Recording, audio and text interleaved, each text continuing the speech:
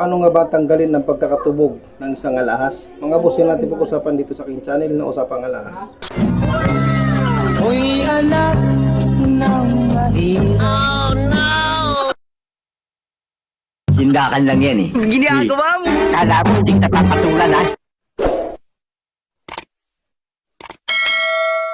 Mga boss, pag-usapan natin ang tanong ni Boss Aurora kung paano nga ba tanggalin ang pagkakatubog ng isang alahas. Unahin natin mga boss kung yan ay silver. Kung silver mga boss ang pinatubog ninyo sa yellow gold, wala pong ibang chemical ang makakatanggal dyan mga boss. Tungo lang kayo sa mga jewelry repair shop.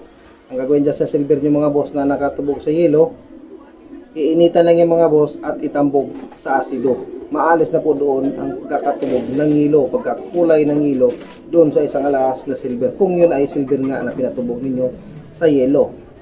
Pero kung yun ay ginto naman, yellow gold, tapos pinatubog ninyo sa white, ang proseso dyan mga boss, kailangan na talagang dumaan sa pagbawapping. Ini-smell po yan. At kapag ganun po ang ginagawa, may malaki po ang tsansya na babawasan po ang timbang ng inyong alahas. Kapag yan po ay yellow gold, tapos itinubog sa white gold, tapos ngayon gusto nyo nang alisin ng pagkakatubog para bumalik sa yellow, ganun po ang proseso. Mas maraming maalis na ginto kapag yellow gold tinubog sa white tapos alisin ng pagkakatubog. Mas marami po yung mga kayod na ginto kapag inalis po yung pagkakatubog ng white, kasi mas matigas po ang kapit ng pagkakatubog sa white doon sa pagkakapit niya doon sa yellow. Mas matigas po, kaya kailangan talaga ginagamitan ng brush yan at mayroong pasta na tinatawag namin na pangkayod para maalis po yung pagkakatubog at saka naman pakikintaban. Kaya mas naalis po doon ang nababawasan po doon ang ginto. Tandaan nyo mga boss,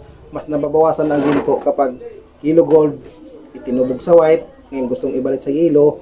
Ang proseso, i-smear po ang tawag yan mga boss. Ibabapping talaga, alisin yung gas-gas, kasama na doon maalis talaga yung pagkakapit ng white gold, kasi matigas po ang pagkakapit ng white gold doon sa ginto na yellow.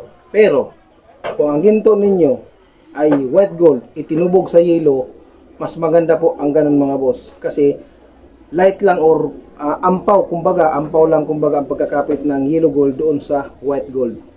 Kapag white gold tinubog sa yellow, ampaw lang po ang pagkakapit, hindi na kailangan tinatawag namin na smear. Kahit wrapping lang, yung tila lang na pamakintab, maalis na po doon yung pagkakapit ng yellow doon sa gold na white. Hindi ganun siya katindi ang kapit, hindi kamukha lang sa white gold. Kaya kung white gold itinubog sa yellow, hindi ganun malit ang tsansya na mayan na mabawasan ang timbang kapag white gold tinubog sa yellow. So, ibabalik sa white, hindi po pwede doon ang daan-daanin lang sa ginagawa sa silver, yung iinitan tapos itatambog. Kasi mga boss, kung yun merong bato tapos iinitan, itatambog, masisira po doon ang bato. Kaya hindi rin po pwede at hindi rin kasi talaga matatanggal kapag ginto siya itinubog. Tapos alisin, iinitan, itatambog, hindi po maalis kasi nga ginto yung alahas. Applicable lang po ang ganun mga boss na iinitan, itatambog sa acid, maalis na po ang pagkakatubog ng yelo kung yan ay silver. Kung ang alahas ninyo, halimbawa silver, hayaan nyo nang manatiling silver.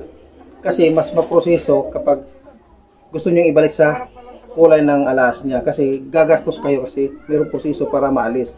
Pero kung silver lang, iinitan lang siya, itatambog at konting brush lang, puputi na po ang silver, mawala na yung pagkakatubog ng yellow. So yun mga boss, nasagot ko ang simple sa akin ni Boss Aurora. Maraming salamat sa inyong panonood.